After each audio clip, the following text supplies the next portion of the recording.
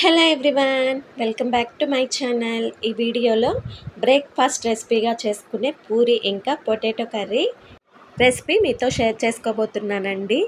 పూరి పొంగుతూ రావాలంటే నేను పిండి ఎలా కలుపుతానో, ఎలా పూరి చేస్తానో ఈ వీడియోలో మీతో షేర్ చేసుకోబోతున్నాను.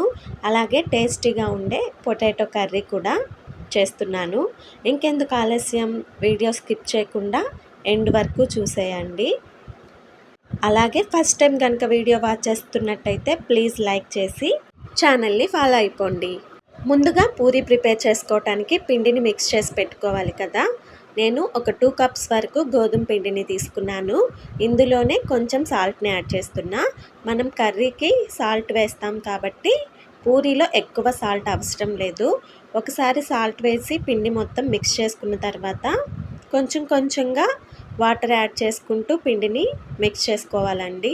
ఒకేసారి వాటర్ వేసేసారంటే కొంచెం లూజ్గా అయిపోయే ఛాన్స్ ఉంటుంది కాబట్టి కొంచెం కొంచెం వాటర్ యాడ్ చేసుకుంటూ పిండిని స్మూత్గా మిక్స్ చేసుకోవాలి. ఈ విధంగా కలిపి పెట్టిన తర్వాత పైన కొంచెం ఆయిల్ని అప్లై చేసి ప్లేట్ క్లోజ్ చేసేసి ఒక హాఫ్ అన్ అవర్ పాటు పక్కన పెట్టేయాలి. ఈలోపు మనం పూరీ కోసం కర్రీని ప్రిపేర్ చేసుకుందాం. ఒక 2 ఆనియన్స్ని ఈ విధంగా స్లైసెస్గా కట్ చేసుకోవాలి. ఒక 3 పచ్చిమిర్చి కట్ చేశాను. అలాగే కొంచెం కరివేపాకు, క్రష్ చేసుకున్న అల్లంని కూడా వేసుకోవాలి. ఇప్పుడు ఒక కప్లో ఒక 2 స్పూన్స్ వరకు శనగపిండిని వేసుకొని కొంచెం వాటర్ వేసుకొని లంప్స్ లేకుండా కలిపి పెట్టుకోవాలి. తర్వాత స్టవ్ ఆన్ చేసి కడాయి పెట్టుకొని ఒక 3 స్పూన్స్ వరకు ఆయిల్ వేసుకొని ఆవాలు, జీలకర్ర ఇంకా కొంచెం శనగపప్పుని వేసుకొని ఫ్రై చేసుకోవాలి. ఇందులోనే కట్ చేసుకున్న ఆనియన్స్, చిల్లీస్ ఇంకా అల్లంని, కరివేపాకు కూడా వేసేసి 1 నిమిషం పాటు ఫ్రై చేసుకోవాలి.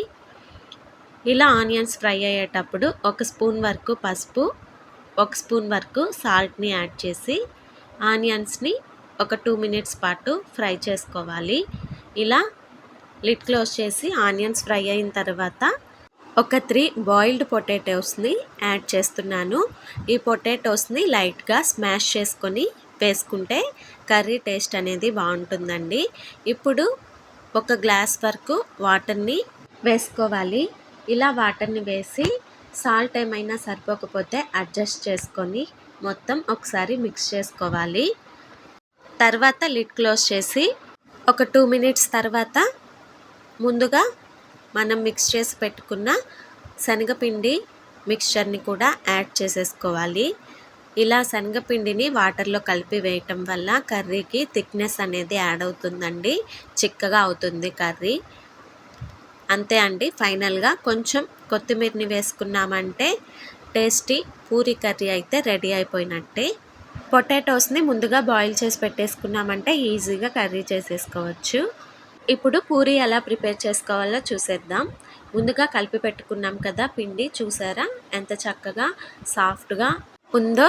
ఇప్పుడు ఈ పిండిని చిన్న చిన్న బాల్స్లా ఈ సైజులో చేసుకోవాలి. సైజ్ అనేది మీ ఇష్టం. నేనైతే మా ఇంట్లో చిన్న చిన్నవిగానే చేస్తాను పూరీలు. డీప్ ఫ్రై కోసం ఆయిల్ పెట్టి హీట్ చేసుకోవాలి. నేనైతే పూరీలు చేసేటప్పుడు పౌడర్ని యూజ్ చేయనండి. ఇలా డీప్ ఫ్రైకి పెట్టిన ఆయిల్తోనే కొంచెం డిప్ చేసి పూరీ చేస్తాను. పూరీని ప్రిపేర్ చేసేటప్పుడు ఎక్కువగా ప్రెస్ చేయకూడదండి. అలాగే మరీ సన్నగా చేసుకోకూడదు, మరీ మందంగా చేసుకోకూడదు. పల్చగా చేసామంటే పూరీలు అప్పడాల్లా వస్తాయి, అస్సలు పొంగవు. కాబట్టి మరీ పల్చగా కాకుండా మరీ మందంగా కాకుండా ఈ విధంగా చేసుకున్నామంటే పూరీ ఆయిల్లో వేయగానే ఇలా పొంగుతుంది. ఆయిల్ బాగా హీట్ అయిన తర్వాత మాత్రమే పూరీని వేయాలండి, అప్పుడే ఈ విధంగా పొంగుతుంది. అంతే అండి, tasty puri and potato curry ready అయిపోయినట్టే. మళ్ళీ నెక్స్ట్ వీడియోతో మళ్ళీ కలుద్దాం.